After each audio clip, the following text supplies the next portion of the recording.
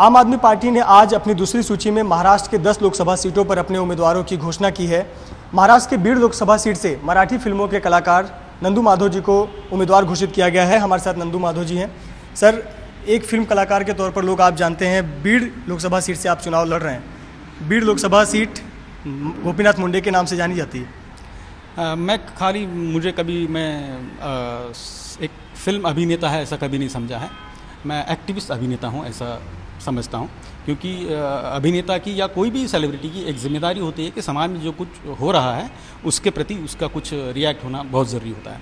उस प्रकार से जब मैं यहाँ पे फिल्मों में काम करता था, नाटकों में काम करता था, तो मेरे खुद के नाटक और फिल्म ये समाज से जुड़े हुए हैं।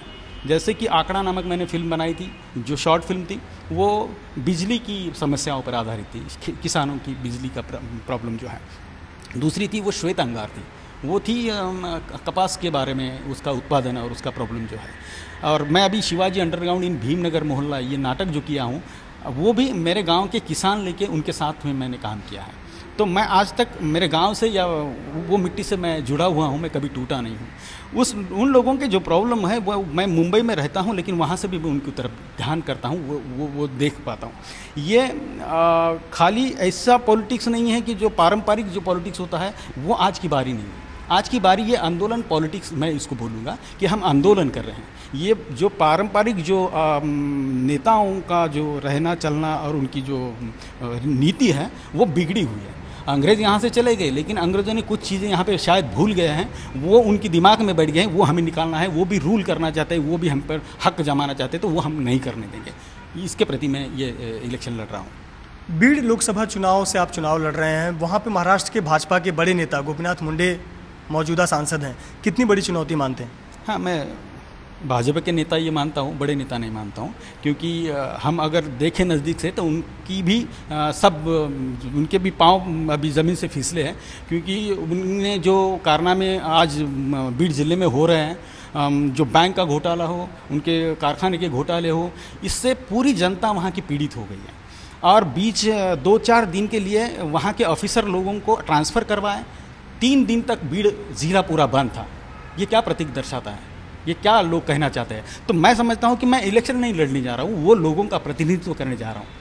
वहाँ का जो सुनील केंद्रकर नामक एक ऑफिसर था, उनको हम उम्मीदवारी देना चाहते थे। मैं उनके घर पर गया था कि आप इलेक्शन लड़ो, आप चुन के आएंगे। लोग आपके लिए रास्ते पर उतर रहे थे, वो जनता के आप प्रतिनिधि हो जाओ। तो उन्होंने उनकी कुछ कठिनाइयाँ बताई कि मैं नहीं इलेक्शन लड़ सकता हूँ, आप मुझे फोर्स मत करो। तो बाद में वो नहीं खड़े रहे, इसलिए मुझे खड़े रहना पड़ा। और वो जनता का जिसके हाथ में झंडा नहीं था, इन लोगों के हाथ में झंडे हैं, जो ये बाकी नेताओं के लोग घूमते हैं, ये बिना झंडे वाले लोग हैं, जिनके हाथ में कोई झंडा नहीं है, प्रतीक नहीं है, उन लोगों का प्रतिनिधित्व करने के लिए जा रहा हूँ। ये लोकसभा चुनाव है, यहाँ पर लड़ाई राहुल गांधी बनाम नरेंद्र मोदी बनाम अरविंद केजरीवाल अब होती जा रही है। ऐसे पर बीड़ लोकसभा सीट पर क्या नरेंद्र मोदी की लहर आपको देखने को नहीं मिलेगी? वहाँ आपको चुनौती का सामना करना पड़ेगा। किन विषयों को लेकर आप मैदान में उतरेंगे? बाकी ज़िलों का मुझे पता नहीं, लेकिन मेरे ज़िले का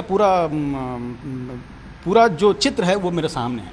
क्योंकि वहाँ पे उस कामगार जो है, जो गन्ना काटते हैं, उनके जो प्रॉब्लम्स हैं, खेती के प्रॉब्लम है, पानी के प्रॉब्लम है। बीर, ये नाम मूल में बीर यानी पानी, जहाँ पे पानी बहुत था वो गांव को कहते थे बीर, और वहाँ से पानी लुप्त हो गया है, पानी ख़त्म हो गया है। वो पानी की समस्या कहाँ से आएगी?